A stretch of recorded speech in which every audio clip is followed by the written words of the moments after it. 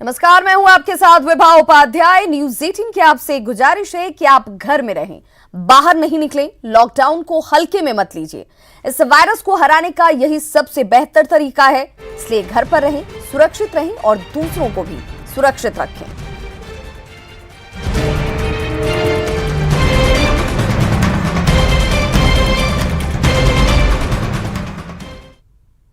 और बुलेटिन में सबसे पहले जान लेते हैं देश भर में कोरोना को लेकर अब तक क्या कुछ है अपडेट। तो कोरोना से अब तक 1147 लोगों की मौत हो चुकी है। पिछले 24 घंटे में कोरोना से 73 लोगों ने अपनी जान गंवाई है। देश भर में कोरोना मरीजों की संख्या 35,043 हो चुकी है। 24 घंटे में 1993 नए कोरोना पॉजिटिव मरीज सामने आए हैं। देश में अब तक 8,889 लोग इस संक्रमण के बाद भी ठीक हुए हैं। बिहार में कोरोना पॉजिटिव मरीजों की संख्या 425 हो चुकी है। वहीं झारखंड में मरीजों की संख्या 110। देश के 130 जिले रेड जोन में शामिल हैं।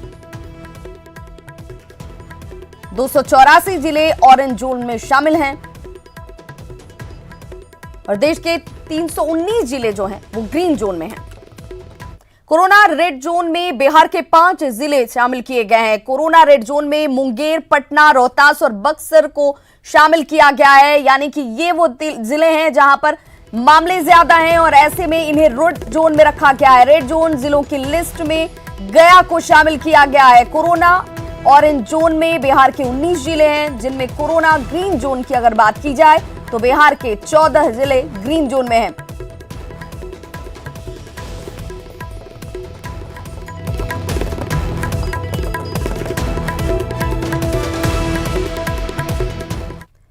पटना के आईजीआईएमएस में 2 दिनों तक इलाज नहीं होगा। अस्पताल में कोरोना पॉजिटिव मिलने की वजह से यह फैसला एहतियातन लिया गया है।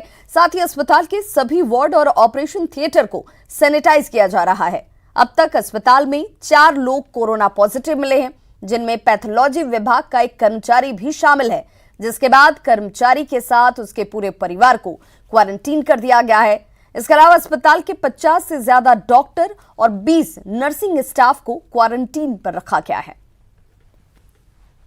और 2 तस्वीरें आपके सामने। आईजीआईएमएस में 2 दिनों तक इलाज नहीं होगा। एहतियातन यह फैसला लिया गया क्योंकि यहां से 4 कोरोना पॉजिटिव मिलने के बाद, जिनमें कि एक कर्मचारी भी शामिल है, फिलहाल सैनिटाइजेशन का काम किया जा रहा है। अस्पताल का कर्मचारी ही कोरोना पॉजिटिव निकला, जिसके बाद 50 डॉक्टर और 20 नर्सिंग स्टाफ जो हैं एहतियातन क्वारंटीन पर रखे गए हैं।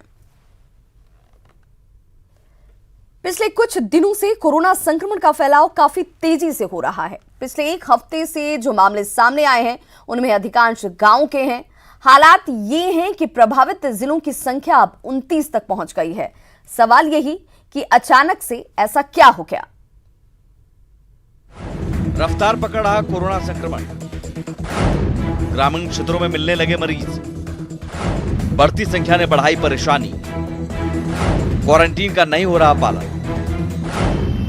शुरुआत में बिहार में धीमी रफ्तार से हो रहा कोरोना संक्रमण अचानक रफ्तार पकड़ चुका है। सबसे ज्यादा चिंता की बात है कि संक्रमण ग्रामीण क्षेत्रों में पहुंच चुका है। रोहतास, कैमूर, औरंगाबाद, मधुबनी, अररिया, नवादा, बांका, गोपालगंज जैसे जिलों में अचानक से कोरोना के कई संक्रमित मरीज मिले हैं। अचानक मरीजों की बढ़ती संख्या ने शासन और प्रशासन को सख्ती में डाल दिया है। चिंता की बात इसलिए भी है कि दिल्ली, मुंबई और देश के अन्य शहरों से लोग अब भी चोरी छिपे गांव में पहुंच रहे हैं और क्वारंटाइन का जमकर उल्लंघन हो रहा है। स्वास्थ्य मंत्री मंगल पांडे भी इस बात को मानते हैं। बार बार प्रधानमंत्री जी, मुख्यमंत्री जी सहित हम सब लोग देश की आम आवाम, राज्य की जनता से यह अपील करते रहे हैं कि जो सरकार के गाइडलाइंस हैं उसको फॉलो कीजिए। तो मेरा अभी भी निवेदन है लोगों से कि जो गाइडलाइंस हैं स्वास्थ्य विभाग के या सरकार के, उसको लोग जरूर फॉलो करें इस कोरोना को पराजित करने के लिए। दरअसल सरकार खुलकर इस मामले में कुछ भी बोलने से बचना चाह रही है, लेकिन सच्चाई ये भी है कि क्वारंटीन सेंटर पर सुविधाएं मुकम्मल नहीं हैं। ऐसे में बाहर से आए लोग बहाने बनाकर निकलते जा रहे हैं। पंचायती राज संस्थाओं के प्रतिनिधि भी अपनी भूमिका सही से निभाते नहीं देखे जा रहे। ऐसे में अब सरकार ने प्रखंड स्तर पर क्वारंटीन सेंटर बनाने का फैसला लिया है। पहले हर पंचायत में था या स्कूल सब में ये था, तो अब उसके बदला में प्रखंड में एक ही जगह पे क्वारंटाइन सेंटर बनाया जा रहा है, ताकि जो भी बाहर से आएंगे, अभी जो लाए जाएंगे बाहर से, वैसे लोगों को उसमें रहना पड़ेगा। शुरुआती दौर में शहरी क्षेत्रों तक सीमित रहने वाले कोरोना ने अब ग्रामीण क्षेत्रों में भी अपना आतंक फैलाना शुरू कर दिया है। सरकार भले ही इसके लिए जांच के बढ़ते दायरे को प्रमुख वजह मानती हो, लेकिन क्वारंटाइन सेंटर में आम लोगों द्वारा बरती गई लापरवाही समेत दूसरी चीजें भी इसके लिए कम जिम्मेवार नहीं हैं। कैमरा पर्सन आशीष के साथ संजय कुमार, न्यूज़ 18 पटना। पूरे देश में कोरोना बंदी है, ऐसे में सड़क से लेकर रेल यातायात लगभग पूरी तरह से बंद है। लोग घरों में रहने को मजबूर हैं। लेकिन बिहार में कई जगहों से जो तस्वीरें सामने आई हैं, वो प्रशासन के लिए परेशानी का सबब बन गई हैं। लोग सड़क और रेल की जगह नाव का इस्तेमाल कर रहे हैं। इस दौरान सोशल डिस्टेंसिंग के नियमों की खुलेआम धज्जियां उड़ाई जा रही हैं। सड़क और रेल यातायात बंद, कोरोना बंदी को लेकर फैसला। अब नदी से यात्रा कर रहे लोग, नियमों की जमकर अनदेखी।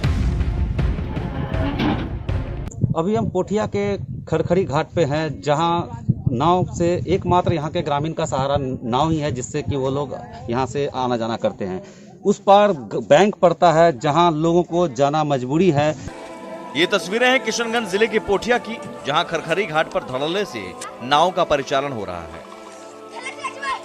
इस दौरान सोशल डिस्टेंसिंग के नियमों की धज्जियां उड़ाई जा रही हैं। ऊपर से दुर्घटना की संभावना भी बनी हुई है। हालांकि पूछने पर लोग अपनी मजबूरी का रोना रोते हैं।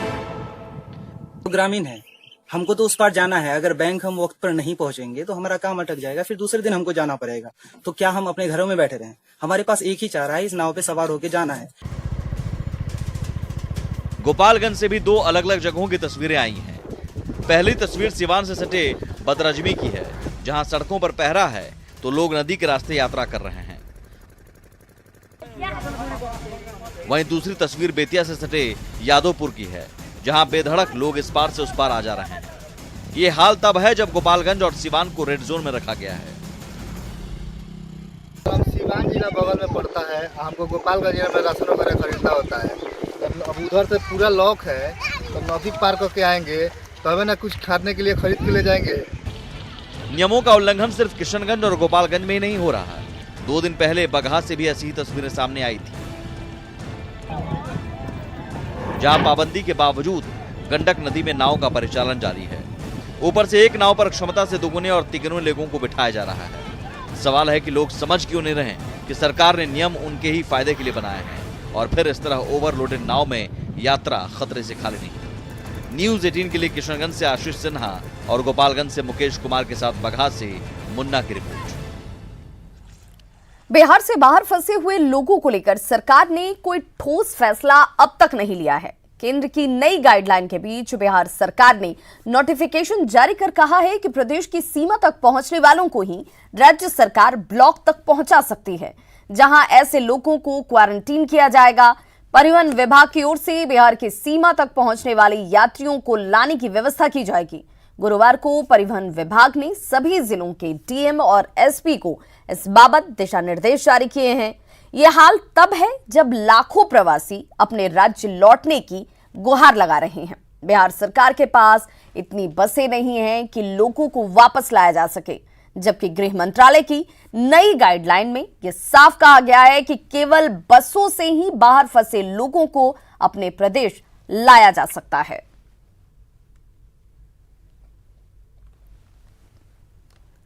तो बिहार के बाहर फंसे लाखों लोग और छात्रों को वापस लाना सरकार के लिए मुश्किल साबित हो रहा है। सरकार के पास बसें नहीं है।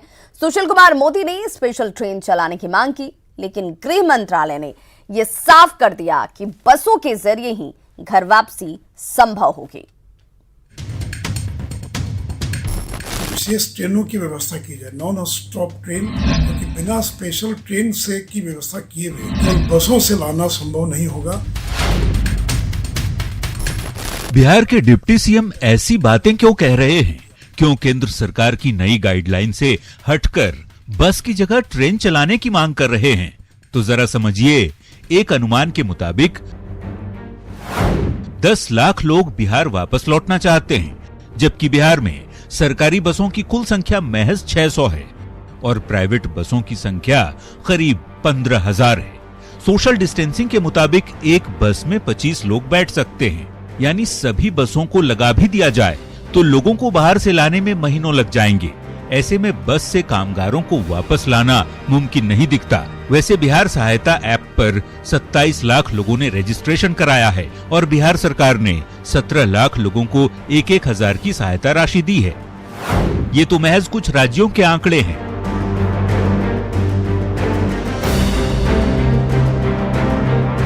लिस्ट काफी लंबी है। देश भर में लाखों प्रवासी बिहारी कई प्रदेशों में रहते हैं, लेकिन बिहार सरकार के मंत्री दावे कर रहे हैं कि सरकार ऐसे लोगों को वापस लाने में सक्षम है। सरकार सक्षम है, अपने लोगों के स्वास्थ्य और सुरक्षा के लिए पूरी तरह से सक्षम है। ये भ्रम की स्थिति नहीं बने पूरे देश के अंदर, बिहार हर स्थिति के निपटने के लिए सक्षम है।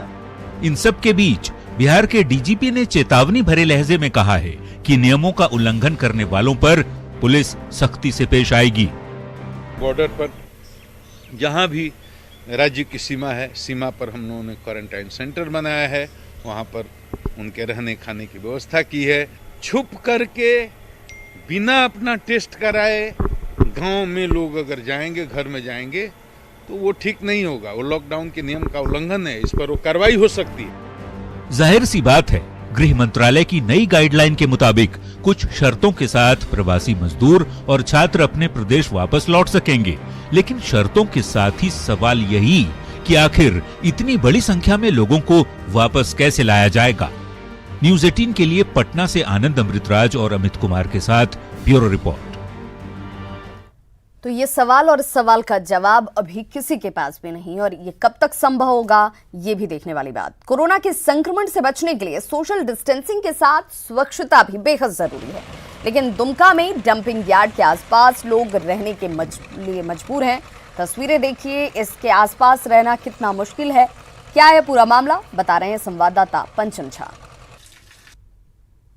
कोरोना वायरस के संक्रमण को फैलने से रोकने के लिए सोशल डिस्टेंसिंग के साथ साथ स्वच्छता पर विशेष ध्यान दिया जा रहा है, लेकिन आज हम आपको उपराजधानी दुमका का नज़ारा दिखाना चाहेंगे, जो स्वच्छता को लेकर जिला प्रशासन कितना सतर्क है। हम अभी मैलगाड़ा के पास खड़े हैं। यह स्थल काफ़ी सघन अधिवास का क्षेत्र है, लेकिन सघन अधिवास के बीच जो यह टीलानुमा आकृति देख रहे हैं, यह कोई प्राकृतिक नहीं बल्कि कृत्रिम है। आरंभ से ही यहाँ कचरा फेंका जा रहा है। जिस समय यह डंपिंग यार्ड के रूप में चिन्हित हुआ, उस समय भले ही अगल बगल घर ना हो, लेकिन समय के साथ साथ चारों तरफ लोग बसते गए और आज यह सघन अधिवास के रूप में तब्दील हो गया है। समय समय पर लोग यहाँ से डंपिंग यार्ड हटाने की मांग करते रहे हैं, लेकिन आज तक इस समस्या का समाधान नहीं हो पाया है। समय है कोरोना संकट को देखते हुए जिला प्रशासन को इस जगह से डंपिंग यार्ड कहीं अन्यत्र शिफ्ट करने की, ताकि कोरोना ही नहीं बल्कि अन्य बीमारियों के खतरे को टाला जा सके। पंचम कुमार झा, न्यूज़ 18 दुमका। गुमला में पुलिस की तरफ से लगातार कोरोना के खिलाफ जागरूकता अभियान चलाया जा रहा है। कोरोना और यमराज बनकर पुलिसकर्मी लोगों को संक्रमण की भयावहता के बारे में जानकारी दे रहे हैं और लोगों से लॉकडाउन का पालन करने और घरों में ही रहने की अपील की जा रही है। जायजा लिया संवाददाता सुशील कुमार सिंह ने। गुमला पुलिस द्वारा लगातार कोरोना से बचाव के लिए बताए जा रहे तरीके का भी आप देख रहे हैं कि यहाँ पर एक नाटक का मंचन किया गया, जिसमें स्पष्ट बताया गया कि आप घरों से बेवजह नहीं निकले, क्योंकि आप घर से बाहर निकलते हैं तो कहने कोरोना की चपेट में आ सकते हैं। हम चाहें कि एक नाटक का रूप लेके पब्लिक को बताया जाए, ताकि वो चीजों को बहुत अच्छे तरीके से समझ सके और उसको आत्मसात कर सके। इसलिए हम लोग एक नाटक ये रोल कर रहे हैं।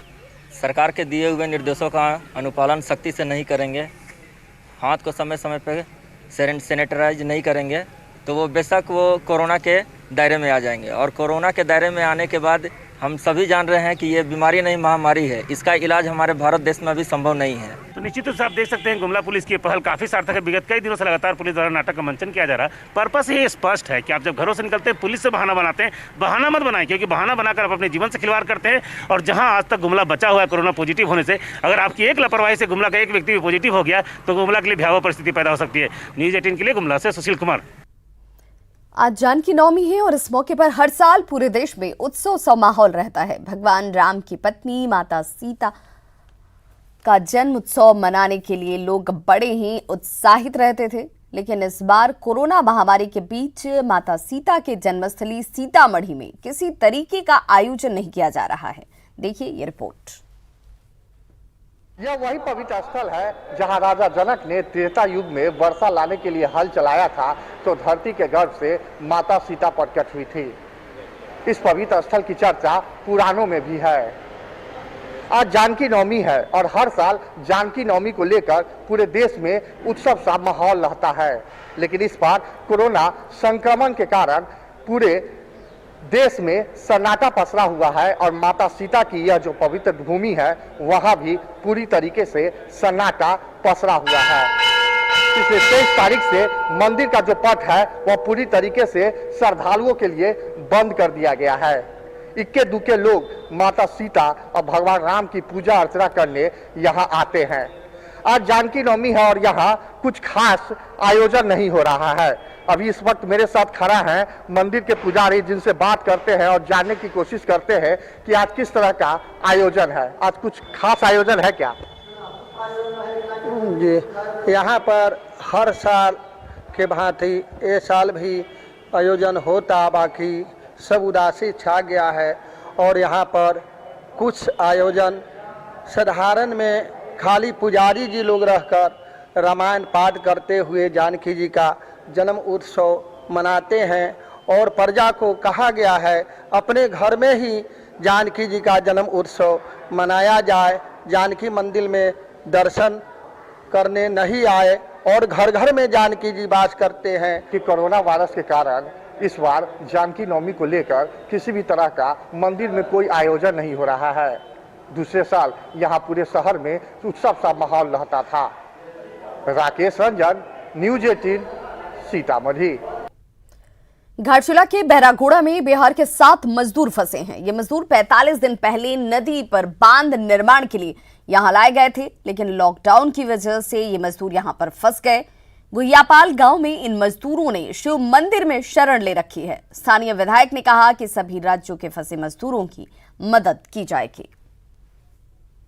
होने के लिए चाहते हैं 45 दिन हमको हो गए। 8 दिन पहले हम इसको सब कम नहीं हुआ, हम भाड़ा मांगे कि हमको 2 भाड़ा, हम घर चल जाएंगे। इतने बड़ा देश और राष्ट्र का संकट के घड़ी में बहुत सारे लोग दिक्कत और परेशानी में है, लेकिन एक विधायक के नाते समाज के प्रति, समाज के लोगों के प्रति जो सामाजिक जिम्मेदारी है, हम उस जिम्मेदारी को पालन करने का हमेशा प्रयास करते हैं। हमारे अपना कार्यकर्ता को भी बोल दिए हैं कि कहीं भी कोई भी आदमी दिक्कत में हो, परेशान में हो, वो कौन है क्या इसको देखना नहीं, वो एक इंसान है, वो हमारा भारतीय है और उसको सेवा करना, उस तक पहुंचना हमारा परम कर्तव्य और दायित्व बनता है। कोरोना बंदी के बीच मुजफ्फरपुर में बागमती परियोजना के बेतुके फरमान से हजारों की आबादी परेशान है। बागमती परियोजना के अधिकारियों ने ग्रामीणों को 1 सप्ताह के भीतर जमीन दावा संबंधी सभी कागजात कार्यालय में जमा करने को कहे हैं। भी है इस एवज में सारा का पेपर लगाना है, खतियान, LPC,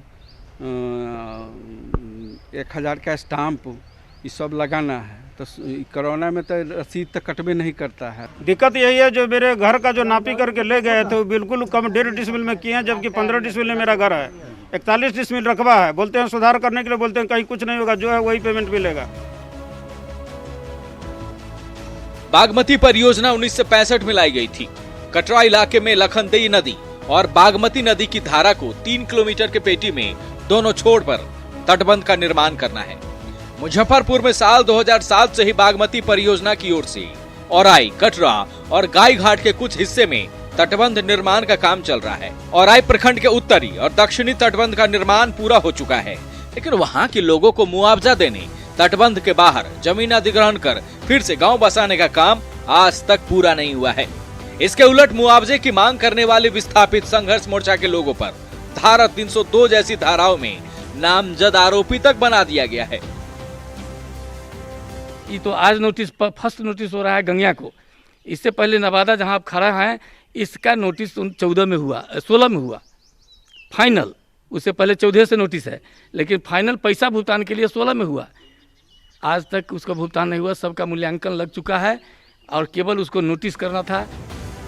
उधर बागमती परियोजना रून्नी सैदपुर सीतामढ़ी के कार्यपालक अभियंता का कहना है कि उन पर ग्रामीणों की ओर से जल्द भुगतान करने का दबाव था, जिसकी वजह से आनन फानन में नोटिस निकाला गया। हालांकि तय समय सीमा के बाद भी जमीन के कागजात जमा करा सकते हैं। नोटिस जब दिया गया तो उसमें तो ठीक है 15 दिनों का टाइम दिया गया है, लेकिन ये कोई ज़रूरी नहीं है कि आप 15 दिन में ही दे दें। जिनके पास अवेलेबल है वो कागजात जमा कर दें और जिनके पास नहीं है वो बाद में भी जमा कर सकते हैं। लोगों को आपत्ति इस बात की हो रही है कि परियोजना द्वारा 2014, 2016 सहित कई वर्षों में गंगिया गांव के आसपास के गांव में, नवादा और दूसरे गांव में नोटिस सर्व कराया गया, लेकिन आज तक कंपनसेशन का भुगतान ग्रामीणों को नहीं हुआ। लेकिन कोरोना बंदी के बीच एक सप्ताह में ही सारे डॉक्यूमेंट जमा करने के पीछे आखिर क्या मंशा है अधिकारियों की, इससे ग्रामीण परेशान हैं। कैमरामैन संजीव के साथ प्रवीण ठाकुर, न्यूज़ 18 कटरा, मुजफ्फरपुर। और पटना सहित कई जिलों में धूल भरी आंधी सुबह से ही चल रही है। सुबह में ही शाम के जैसा माहौल बन गया है। पटना सहित कई जिले इसमें शामिल हैं, जहां पर इस तरह के हालात बन गए हैं। सुबह की तस्वीर देखकर आपको ऐसा लगेगा कि जैसे शाम का वक्त हो चुका है। और कई जिले जिनमें ये कहा जा रहा है कि तेज बारिश हो सकती है, आंधी आ सकती है। दूसरे जिलों में भी बारिश की आशंका जाहिर की जा रही है। सीतामढ़ी और मुजफ्फरपुर के लिए अलर्ट जारी किया गया है। तो आपको बताते चलें, लगातार इस तरह की स्थिति में किसानों को सबसे ज्यादा नुकसान। हालिया दिनों में लगातार हो रही बारिश से किसानों की परेशानी बढ़ती हुई। पटना का मौसम अचानक चेंज होता हुआ दिखाई दे रहा है। देखिए किस तरीके से ये पटना के हार्डिंग रोड का नज़ारा है और तेज आंधी, धूल और किस तरीके से ये आप तेज हवा को देख सकते हैं। कैसे ये तेज हवा हार्डिंग रोड का ये नज़ारा है और किस तरीके से तेज आंधी उठी है। अचानक मौसम में बदलाव आया है और धुंध आप देख सकते हैं किस तरीके से धूल भरी ये आंधी है। और ये जिस तरीके से कोरोना बंदी है, लोग अपने घरों में हैं और ऐसे समय में पूरा सुनसान है, ये पूरा सड़क जो है सुनसान है। लेकिन आप तस्वीरें देखिए किस तरीके से तेज आंधी, धूल भरी आंधी आप देख सकते हैं। वो ये सेमर का पेड़ जो है उसके फूल इस तरीके से हवा में उड़ रहे हैं। और दूसरी तरफ हम आपको दिखाएंगे तस्वीरें किस तरीके से है। तेज आंधी चल रही है और धूल भी है साथ में। ये पटना का हार्डिंग रोड का नज़ारा है और इसी तरीके से आसमान जो है उसमें अंधेरा छा गया है। जो इक्की दुक्की गाड़ियाँ चल रही हैं वो लाइट जला के चल रही हैं। तो ये नज़ारा है पटना के हार्डिंग रोड का, जो अचानक से मौसम में बदलाव आया है उसके बाद से तेज आंधी चलना शुरू हो गया है। कैमरा पर्सन मनीष जुनेजा के साथ अमित कुमार सिंह, न्यूज़ 18 पटना। तो हमारी आपसे अपील, घर में रहें, सुरक्षित रहें और सोशल डिस्टेंसिंग का पालन जरूर करें।